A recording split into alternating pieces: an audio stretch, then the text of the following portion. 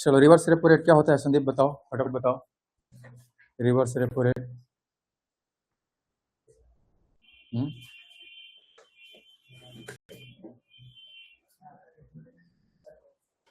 Reverse repo rate क्या होता है संदीप?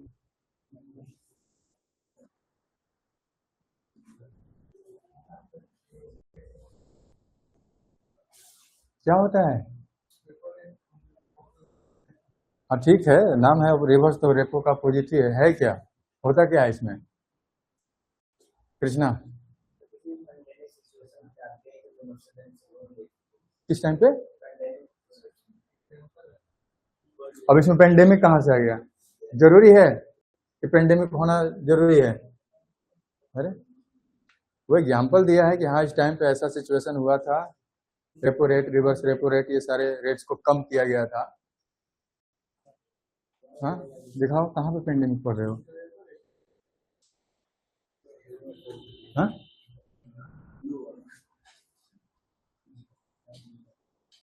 ड्यूरिंग कोविड 19 2000, हाँ कोविड 2019 क्या है, commercial bank were flooded with. तो ठीक है, तो ये तो एक एग्जाम्पल दिया है ना, मैं ये थोड़ी पूछ रहा हूँ।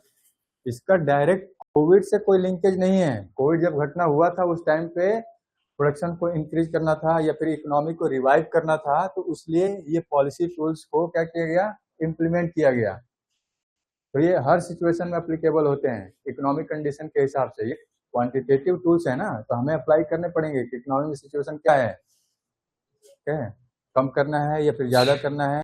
ये रेट डिपेंड करता है कि अर्थव्यवस्था किस तरीके से चल रही है, मंदी का दौर है, तेजी का दौर है, या फिर इन्फ्लेशन चल रहा है, या फिर जो आपके इंडस्ट्रियल यूनिट्स हैं सिक हो रहे हैं, बीमार हो रहे हैं, या फिर नहीं चल पा रहे हैं, इकोनॉमिक ग्रोथ कैसे बढ़ाया जाएगा। तो यहाँ पे हम ये सारे पॉलिसी टूल्स किस रेफरेंस में देख रहे हैं बताओ? कि मनी सप्लाई और क्रेडिट को या तो कंट्रोल करना है, कंट्रोल करने का मतलब है या तो इनको बढ़ाना है या फिर घटाना है। तो अब इकोनॉमिक कंडीशन के हिसाब से ही तो हम डिसाइड करेंगे ना, कि बस मन कर दिया कि चलो इसको बढ़ा देते हैं, फिर मॉनेटरी पॉलिसी कमेटी बैठी और फिर चलो अब इसको कम कर देते हैं, मन से नहीं होगा ना। तो वहां पे जो कोविड का एग्जाम्पल दिया है, कोविड के टाइम पे क्या किया गया था, इन सारे रेट्स को रिवाइज किया गया था और रेट को कम किया गया था। ठीक है, चाहे रेपो रेट हो या फिर रिवर्स रेपो रेट हो, उससे क्या होगी, बैंक की क्रेडिट क्रिएशन की जो क्षमता है बढ़ेगी। रेट कम होगा तभी बढ़ेगा ना। तो कोविड में वही सिचुएशन हुआ था, अर्थव्यवस्था क्या हो गई थी, पूरी डिक्लाइन वाले सिचुएशन में चली गई थी। अब हमें बढ़ाने थे, रोजगार सृजन करने थे, एम्प्लॉयमेंट डेवलप करना था, इंडस्ट्री को सपोर्ट करना था। तो इंडस्ट्री को सपोर्ट करने के लिए इंडस्ट्री को पैसा चाहिए, फंड को, बिजनेस को पैसा चाहिए, फंडिंग की रिक्वायरमेंट है। तो अगर रेट हाई है तो फंड कहाँ से बोरो करेंगे?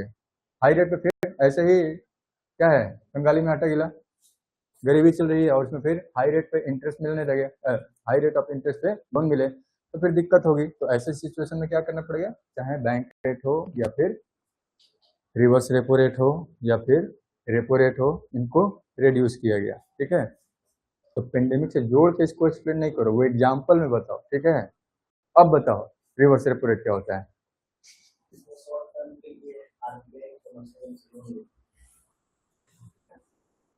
आरबीआई, आरबीआई क्यों लोन लेगी? ठीक है मैं समझ रहा हूं, लेकिन ये चीज नहीं है। आपके पास यानी कमर्शियल बैंक के पास जो भी सरप्लस बैलेंस होगा, आइडल फंड होगा, तो क्या किया जाएगा, उसको डिपॉजिट किया जाएगा आरबीआई के पास। तो आरबीआई क्या करेगी, इंटरेस्ट प्रोवाइड करेगी। जिस रेट से उस एक्सेस फंड पे जो कमर्शियल बैंक ने क्या किया है, डिपॉजिट किया है आरबीआई के पास, तो जिस रेट से उस पर इंटरेस्ट दिया जाएगा, वो रेट ऑफ इंटरेस्ट क्या कंसीडर किया जाएगा, reverse repo rate. Repo rate में क्या होता है दिव्या, रेपो रेट में क्या होता है बताओ?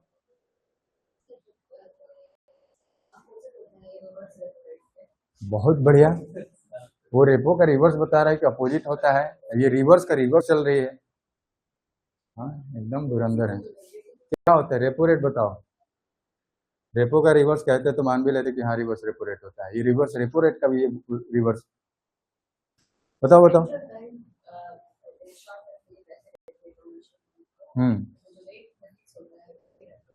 हाँ ठीक तो है। चलो आगे बढ़ते हैं। आज हमें डिस्कस करना है रेपो रेट हो गया, बैंक रेट हो गया, रिवर्स रेपो रेट हो गया, ओपन मार्केट ऑपरेशन। ठीक है, ओपन मार्केट ऑपरेशन में क्या होता है ध्यान दो। ओपन मार्केट ऑपरेशन का मतलब है buying and selling of government securities by central bank, ठीक है, टू पब्लिक या फिर कमर्शियल बैंक। यानी दो पार्टीज के बीच में ट्रांजैक्शन हो रहा है, एक तरफ आपका आरबीआई है और दूसरे तरफ पब्लिक है या फिर कमर्शियल बैंक है। तो आरबीआई गवर्नमेंट सिक्योरिटीज को बाई करने के लिए और सेल करने के लिए ऑथराइज्ड है। तो आरबीआई क्या करती है, इन गवर्नमेंट सिक्योरिटीज को डिपेंडिंग कि ऑब्जेक्टिव क्या है, मनी सप्लाई बढ़ाना है या फिर घटाना है, या फिर क्रेडिट क्रिएशन की कैपेबिलिटी को इंक्रीज करना है या फिर डिक्रीज करना है, उसके हिसाब से आरबीआई क्या करेगी, वो डिसीजन लेती है कि गवर्नमेंट सिक्योरिटीज को बाई करना है या फिर सेल करना है। तो बाई और सेल किसके बीच में हो रहा है, बिटवीन बताओ RBI and public and commercial bank. यानी दूसरे साइड आपका पब्लिक भी हो सकता है और कमर्शियल बैंक भी हो सकता है। तो गवर्नमेंट क्या करेगी, मतलब जो गवर्नमेंट सिक्योरिटी है आरबीआई क्या करेगी, आरबीआई उसको पब्लिक को सेल कर सकती है या कमर्शियल बैंक को सेल कर सकती है, या फिर पब्लिक से बाई कर सकती है या फिर कमर्शियल बैंक से बाई कर सकती है। बात समझ में आ रहा है। तो ये जो प्रोसेस है गवर्नमेंट सिक्योरिटीज को बाई करने का और सेल करने का between RBI and public and commercial bank, इसी प्रोसेस को हम कहते हैं ओपन मार्केट ऑपरेशन। बात समझ में आया। तो ओपन मार्केट ऑपरेशन शॉर्ट में इसको OMO कहते हैं। तो बेसिक मीनिंग क्या है कि buying and selling of government securities by the central bank from और to the public and commercial bank. या तो उनको हम बेचेंगे या फिर उनसे खरीदेंगे। तो ये एक्टिविटी किसके किसके बीच में हो रही है, आरबीआई और कमर्शियल बैंक और पब्लिक के बीच में। एक तरफ आपका आरबीआई और दूसरे साइड में पब्लिक या फिर कमर्शियल बैंक होगी। ठीक है, तो बात समझ में आ गई। ओपन मार्केट ऑपरेशन का मतलब समझ में आया। ठीक है अब यहाँ पे जो ये प्रक्रिया है इसमें अल्टीमेटली हो क्या रहा है, अब उसके ऊपर हम बात करते हैं। इसको मनी सप्लाई को इंक्रीज करने के लिए या फिर क्रेडिट क्रिएशन की कैपेबिलिटी को मैनेज करने के लिए किस सिचुएशन में बाई किया जाएगा और किस सिचुएशन में सेल किया जाएगा उसको समझ लेते हैं। ठीक है, मनी सप्लाई को अगर हमें डिक्रीज करना है, ठीक है, तो डिक्रीज करना है मनी सप्लाई, यानी इकोनॉमी में इन सर्कुलेशन मनी सप्लाई ज़्यादा है और हमारा ऑब्जेक्टिव क्या है कि मनी सप्लाई को हम कम करें, या फिर क्रेडिट क्रिएशन की जो कैपेबिलिटी है इकोनॉमी में, मतलब कमर्शियल बैंक की, वो हम क्या करें, कम करें। तो मनी सप्लाई को कम करने के लिए क्या करना पड़ेगा, यानी पब्लिक के पास जो पैसा है या फिर कमर्शियल बैंक के पास जो रिजर्व है उसको कम कर दिया जाए। बात समझ में आ रहा है, ध्यान से सुन लेना। मान लो मेरे पास बहुत ज़्यादा पैसा है और मैं बहुत ज़्यादा खर्चा कर रहा हूँ, तो मेरे खर्चे को अगर कंट्रोल करना है और मेरे ऊपर कोई व्यक्ति है जो मुझे कंट्रोल करने वाला है, वो जो देख रहा है कि हाँ ये बहुत ज़्यादा अननेसेसरी एक्सपेंसेस कर रहा है, तो क्या कहेगा कि इससे पैसे मैं ले लेता हूँ, इसके पास पैसा रहेगा ही नहीं तो खर्चा ही नहीं करेगा। तो यही कहानी यहाँ पे भी है। आरबीआई क्या करेगा जब मनी सप्लाई को कम करना होगा तो ट्रेजरी बिल या गवर्नमेंट सिक्योरिटीज, क्योंकि हमने प्रोसेस में क्या कहा, buying and selling of government securities. तो मनी सप्लाई को कम करना है, क्रेडिट क्रिएशन की कैपेबिलिटी को कम करना है, तो ये जो ट्रेजरी बिल है या फिर गवर्नमेंट सिक्योरिटीज है, इसको क्या किया जाएगा, आरबीआई इसको सेल कर देगी। किसको, पब्लिक को या फिर कमर्शियल बैंक को। तो इसका सीधा इम्पैक्ट क्या होगा, क्योंकि ये बेच रहे हैं तो ये खरीद रहे हैं, तो जब खरीदेंगे तो इनके पास से जो पैसा है वो किसके पास चला जाएगा, आरबीआई के पास, तो हो गया मनी सप्लाई कम। ठीक है, मतलब डायरेक्टली अब कैसे होगा, ठीक है, यहाँ से जब पैसा चला जा रहा है कमर्शियल बैंक के पास से किसके पास, आरबीआई को, तो इनके रिजर्व कम हो गए, और जब रिजर्व कम हो गए तो क्रेडिट क्रिएशन करने की कैपेबिलिटी कम हो गई, यानी अब लोन क्या हो सकता है, मतलब लोन अब कम क्रिएट किया जाएगा, लोन कम डिस्ट्रीब्यूट किए जाएंगे, क्योंकि रिजर्व के बेसिस पे ही तो लोन क्रिएट होता है ना। तो अब इनके पास जो फंड है, जो बैलेंस है, उसका एक मेजॉरिटी यानी जो कैश रिजर्व है, वो कैश रिजर्व कहाँ चला जाएगा, आरबीआई के पास। क्यों, क्योंकि कमर्शियल बैंक वो सिक्योरिटीज परचेज कर रहे हैं, तो परचेज करेंगे तो पैसा वो आरबीआई को जमा करेंगे, तो आरबीआई के पास पैसा चला गया, इनके पास अब पैसा कम बचा, लोन कम क्रिएट करेंगे। दूसरी तरफ अगर पब्लिक है, पब्लिक अगर ये गवर्नमेंट सिक्योरिटी यानी ट्रेजरी बिल, पब्लिक भी डायरेक्टली खरीदती है, ठीक है, ये जो ट्रेजरी बिल है या फिर गवर्नमेंट सिक्योरिटीज है, ये जरूरी नहीं है कि बैंक ही खरीद रहा है या फिर बेच रहा है आरबीआई के बीच में, मतलब पब्लिक भी इसको खरीद सकती है या फिर बेच सकती है आरबीआई को। तो अब ये अगर पब्लिक भी खरीदेगी तो हमारा अल्टीमेट ऑब्जेक्टिव क्या है, मनी सप्लाई को कम करना, money in circulation should be reduced, तो उसको अगर हमें कम करना है तो ट्रेजरी बिल गवर्नमेंट सिक्योरिटी अगर पब्लिक बाय करती है तो पब्लिक के पास पैसा क्या होगा, आरबीआई के पास जाएगा, यही होगा ना। तो अगेन मनी सप्लाई कम हुआ कि नहीं हुआ, बात समझ में आ रही है। तो यहाँ पे हम यही बात कर रहे हैं कि अगर मनी सप्लाई को कम करना है तो आरबीआई क्या करेगी, बताओ, गवर्नमेंट सिक्योरिटी बाई करेगी कि सेल करेगी, सेल करेगी, याद रहेगा, ठीक है।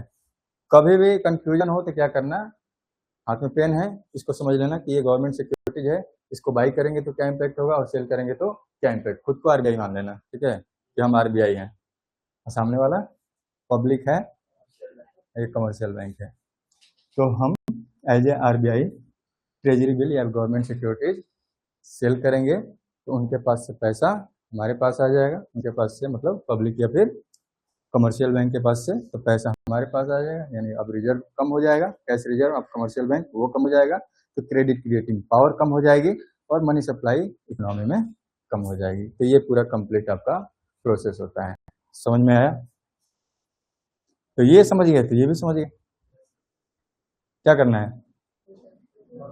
हाँ उल्टा करने में तो तुम लोग तेज हो, रिवर्स, हाँ इसका अपोजिट रेपो रेट का रिवर्स रेपो रेट, तो यहाँ पे सेल कर रहे थे तो यहाँ पे अब क्या करेंगे हम, बाई करेंगे, तो यहाँ पे मनी सप्लाई अगर हम इंक्रीज करने की बात करें, क्रेडिट क्रिएशन की कैपेबिलिटी को हमें अगर बढ़ाना है, ठीक है, तो बढ़ाना है तो उस केस में अब ट्रेजरी बिल या फिर गवर्नमेंट सिक्योरिटीज आरबीआई बाई करेगी, तो आरबीआई जब बाई करेगी तो उस केस में क्या होगा, अब जो पैसा है आरबीआई से निकल के कहाँ जाएगा, पब्लिक के पास जाएगा, कमर्शियल बैंक के पास जाएगा, तो यानी अब कमर्शियल बैंक के पास भर भर के पैसे हो गए,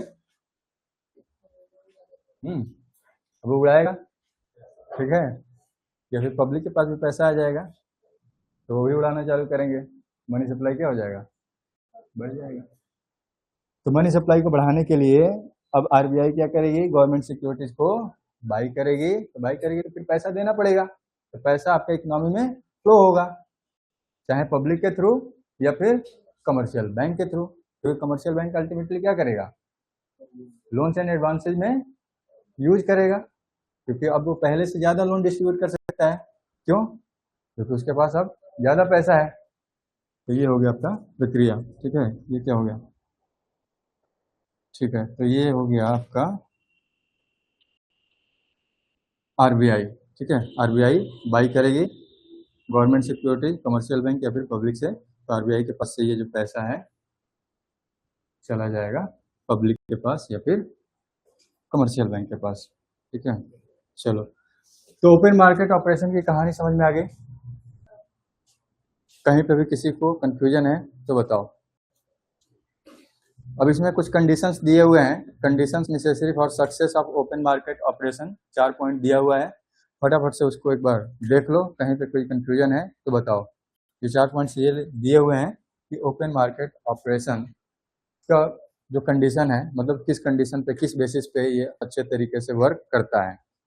तो हम कह रहे हैं पहला चीज़ कि अगर वेल डेवलप्ड और ऑर्गेनाइज सिक्योरिटीज मार्केट होगी तभी जाके ये ओपन मार्केट ऑपरेशन की जो प्रक्रिया है वो सफल हो पाएगी। यानी इसके लिए हमें क्या चाहिए, एक डेवलप्ड और ऑर्गेनाइज सिक्योरिटीज मार्केट चाहिए। ठीक है। दूसरा हम क्या कह रहे हैं कि reserve of commercial bank should be affected with the sale and purchase of securities. ठीक है। यानी जब सिक्योरिटी को बाई या सेल किया जा रहा है तो उसका इम्पैक्ट ये होगा कि कमर्शियल बैंक का जो रिजर्व है उसके ऊपर असर पड़ना चाहिए। अगर असर नहीं पड़ रहा है तो गवर्नमेंट सिक्योरिटी बाई और सेल करने से कोई फायदा नहीं होगा। ठीक है। तीसरा क्या है, central bank should hold adequate securities to influence money supply in the economy. Adequate securities का मतलब है कि आरबीआई के पास इतने सिक्योरिटीज होने चाहिए कि जब जरूरत पड़े तो उसको वो सेल कर सके और जब जरूरत पड़े तो बाई भी कर सके। लास्ट देखो, there should not be frequent fluctuation in the value of government securities. Most important point, क्योंकि गवर्नमेंट सिक्योरिटीज यानी जो ट्रेजरी बिल है ये गवर्नमेंट सिक्योरिटीज है, इसके प्राइस में बहुत तेजी से फ्रिक्वेंटली अगर प्राइस में फ्लक्चुएशन है, प्राइस कम या ज़्यादा हो रहा है तो उसका इम्पैक्ट आपके क्रेडिट क्रिएशन की फैसिलिटी पे पड़ेगा या फिर मनी सप्लाई के ऊपर पड़ेगा। तो यानी स्टेबिलिटी होनी चाहिए गवर्नमेंट सिक्योरिटीज मार्केट में, यानी ट्रेजरी बिल और गवर्नमेंट सिक्योरिटीज के जो प्राइसेज हैं वो बहुत तेज़ी से फ्लक्चुएट नहीं करने चाहिए। ठीक है। चलो आगे बढ़ते हैं। लीगल रिजर्व रिक्वायरमेंट, जो अगला क्वांटिटेटिव टूल्स है हमारे पास मनी सप्लाई और क्रेडिट कंट्रोल करने के लिए। ठीक है। मनी सप्लाई या फिर क्रेडिट क्रिएशन को कंट्रोल करने के लिए वो कौन सा है, लीगल रिजर्व रिक्वायरमेंट। ठीक है। इसको दूसरे शब्दों में हम वेरिएबल रिजर्व रेशियो मेथड भी कहते हैं। देख लेना ब्रैकेट में लिखा हुआ है क्या चीज, वेरिएबल रिजर्व रेशियो मेथड। ठीक है। तो वेरिएबल कहने का मतलब है कि हम इसको जो रेशियो है इसको हम चेंज करते रहते हैं डिपेंडिंग की ऑब्जेक्टिव क्या है। ठीक है। तो लीगल रिजर्व रिक्वायरमेंट LRR, इसके अंदर दो तरह के रेशियो की हम बात करते हैं। एक है आपका CRR, दूसरा है कौन सा, SLR। CRR का मतलब है कैश रिजर्व रेशियो और SLR का मतलब है स्टैट्यूटरी लिक्विडिटी रेशियो। ठीक है।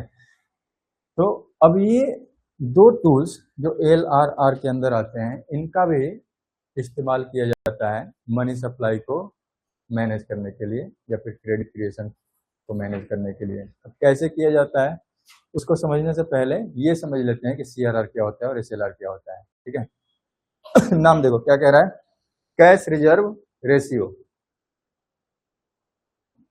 कमर्शियल बैंक जितने भी हैं, ठीक है, चाहे पब्लिक हो या फिर प्राइवेट हो, जो भी डिपॉजिट आता है उस डिपॉजिट का एक सर्टेन प्रोपोर्शन या फिर परसेंटेज क्या करना होता है, आरबीआई के पास उनको डिपॉजिट करना होता है। ये रेट कौन डिसाइड करता है, आरबीआई। आरबीआई डिसाइड करेगी कि सीआरआर का या फिर एसएलआर का रेट क्या होगा। तो करना क्या होता है, जो भी डिपॉजिट्स बैंक के पास आते हैं, ठीक है, और ये डिपॉजिट को हम किस बेसिस पे कैलकुलेट करते हैं, तो ये होता है net demand and time liability. ठीक है, NDTL। तो NDTL का कैलकुलेशन हमें नहीं पढ़ना है कि नेट डिमांड और टाइम लायबिलिटी कैसे कैलकुलेट किया जाता है। बस इतना ध्यान रखना कि जो परसेंटेज आरबीआई के पास डिपॉजिट करने होते हैं in the form of CRR, वो कौन से बैलेंस पे कैलकुलेट किया जाता है, NDTL, net demand and time liabilities. ठीक है, net demand and time liabilities. तो फॉर सिंप्लिसिटी ऐसे समझ लो कि अगर 100 रुपया आ रहा है और आरबीआई ने डिसाइड किया है कि 4% सीआरआर होना चाहिए, तो कंसीडरिंग कि वो आपका 100 रुपया NDTL है, उसका 4 रुपया कहाँ चला जाएगा, आरबीआई के पास, क्योंकि 4% हमें क्या करना है, सीआरआर बैलेंस मेंटेन करना है। तो अगर 100 रुपया डिपॉजिट आया है तो 100 रुपये का 4% यानी 4 रुपया आरबीआई के पास चला जाएगा। तो सीआरआर वो रेट है जिस रेट से आप क्या करते हैं, कैश रिजर्व को मेंटेन करते हैं। लिखा है ना रेशियो, यानी कितना डिपॉजिट आया और उसका कितना प्रोपोर्शन हम आरबीआई के पास डिपॉजिट कर रहे हैं। ये जो बैलेंस है कैश के फॉर्म में आपको क्या करना है, ये कैश के फॉर्म में और किसी फॉर्म में नहीं, इसीलिए इसका नाम क्या है, कैश रिजर्व रेशियो, हाँ CRR। तो कैश के फॉर्म में ये डिपॉजिट होगा आरबीआई के पास में। तो हम कह रहे हैं कि ये मिनिमम परसेंटेज है इसका of net demand and time liabilities to be kept by commercial bank with central bank. ध्यान रखना, ये बैलेंस क्या कमर्शियल बैंक अपने पास रखती हैं? नहीं, ये कहाँ जमा होगा, आरबीआई के पास। ठीक है, तो ये वो बैलेंस है जो कमर्शियल बैंक मेंटेन करती हैं आरबीआई के पास, यानी आरबीआई के पास ये डिपॉजिट होगा। तो अब समझ लेते हैं कि इसका इम्पैक्ट कैसे होगा चेंज करने पे, यानी क्रेडिट क्रिएशन और मनी सप्लाई पे कैसे इसको हम यूज करेंगे। तो हम कहें कि मनी सप्लाई अगर बढ़ाना है तो क्या करेंगे, क्रेडिट क्रिएशन पढ़े हो ना, प्रोसेस पढ़े हो ना, तो उसमें हम जो प्रोसेस दिखा रहे थे उसमें हमने एजम्पशन में 20% CRR लिया हुआ था, LRR लिया हुआ था, बेसिकली LRR हमने लेके उसको एक्सप्लेन किया था, तो 20% था। तो हमने बताया भी था कि किस तरीके से क्रेडिट क्रिएशन पे इम्पैक्ट पड़ रहा है, कौन सा कॉन्सेप्ट वहाँ पे हमने यूज किया था, कुछ याद है? 1/LRR क्या होता है?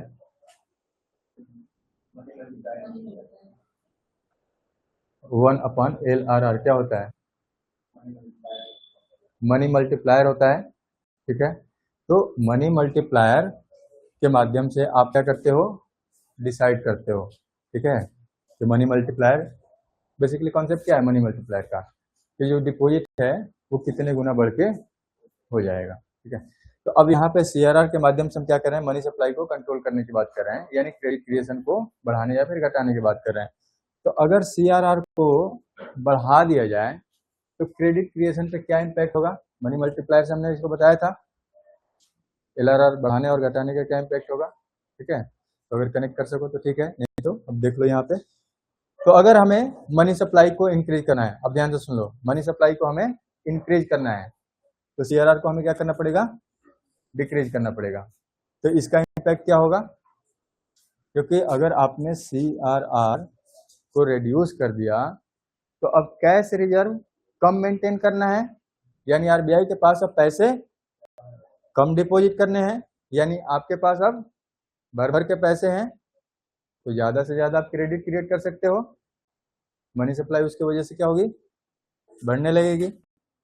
तो CRR को अगर हम घटा दें तो मनी सप्लाई बढ़ जाएगी, क्रेडिट क्रिएशन की आपकी कैपेबिलिटी बढ़ जाएगी। अपोजिट में आ जाओ, अपोजिट में अगर मनी सप्लाई हमें कम करना है तो फिर क्या किया जाएगा, अपोजिट, अगर मनी सप्लाई कम करना है तो CRR को हम इंक्रीज कर देंगे, क्या इम्पैक्ट होगा, अब ज़्यादा से ज़्यादा रिजर्व मेंटेन करना है, यानी कैश रिजर्व आपको ज़्यादा रखने पड़ेंगे, यानी आरबीआई के पास आप ज़्यादा पैसे डिपॉजिट करके रखने पड़ेंगे, तो आपके पास फंड की अवेलेबिलिटी क्या होगी, कम होगी, और फंड की अवेलेबिलिटी कम होगी तो क्रेडिट क्रिएशन की कैपेबिलिटी आपकी कम हो जाएगी, फिर अल्टीमेट इम्पैक्ट मनी सप्लाई कम हो जाएगी। आ रहा है समझ में सिमरन? ठीक है, तो यहाँ पे CRR हमने कवर कर लिया। अब आते हैं SLR। सेम प्रोसेस हम यहाँ पे भी अप्लाई करते हैं क्रेडिट क्रिएशन या फिर मनी सप्लाई को कंट्रोल करने के लिए, केवल यहाँ पे तरीका अलग है। यहाँ पे कैश के फॉर्म में हम रिजर्व मेंटेन करते थे आरबीआई के पास, अब यहाँ पे जो रिजर्व मेंटेन करना है वो लिक्विड एसेट के फॉर्म में मेंटेन करना है। क्या करना है, लिक्विड एसेट के फॉर्म में आपको रिजर्व मेंटेन करना है। तो SLR का मतलब क्या होता है, स्टैट्यूटरी लिक्विडिटी रेशियो। तो इसमें क्या करते हैं, जो कमर्शियल बैंक होते हैं उनको जो रिजर्व है वो लिक्विड एसेट के फॉर्म में मेंटेन करते हैं। ठीक है, लिक्विड एसेट के फॉर्म में मेंटेन करना होता है। तो लिक्विड एसेट का मतलब क्या है, गोल्ड।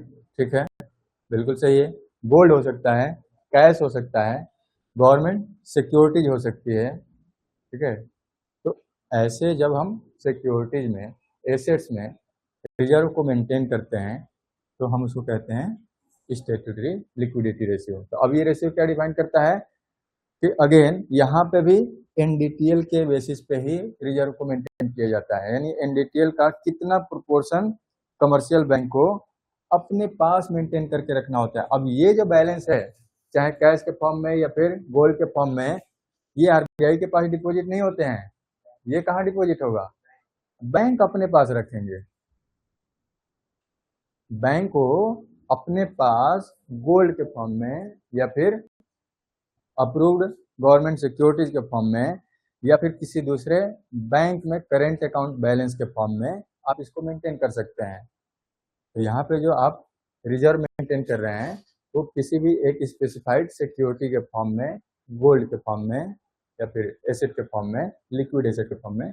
लिक्विड एसेट हम इसलिए बोल रहे हैं कि जब भी आपको अर्जेंट बेसिस पे फंड की रिक्वायरमेंट हो तो आप उसको लिक्विडेट कर सको, उसको कैश में कन्वर्ट कर सको। तो कैश में इजीली कन्वर्टेबल क्या चाहिए? एक तो कैश ही है, दूसरा आपका कैश तो कैश है ही, दूसरा गोल्ड हो सकता है या फिर आपका गवर्नमेंट अप्रूव्ड सिक्योरिटीज जो गवर्नमेंट के द्वारा डिसाइड किया जाएगा, और इसके अलावा आपके दूसरे बैंकों में जमा किया गया करेंट अकाउंट का बैलेंस हो सकता है। समझ में आ गया? तो ये रेट भी आरबीआई डिसाइड करेगी कि कितना आपको एसएलआर बैलेंस मेंटेन करके रखना है। करंट में भी आपको हमने वेबसाइट से दिखाया था कि सीआरआर का रेट क्या है, 3%, एसएलआर का 18%। ठीक है, तो ये आपका हो गया एसएलआर का रेट। अगेन अब इसको मनी सप्लाई या फिर क्रेडिट क्रिएशन को कंट्रोल करने के लिए कैसे यूज किया जाएगा, तो ध्यान दो। अगर मनी सप्लाई बढ़ाना है तो क्या करेंगे? एसएलआर को कम कर देंगे, और मनी सप्लाई को घटाना है तो क्या करेंगे? बढ़ा देंगे। ठीक है,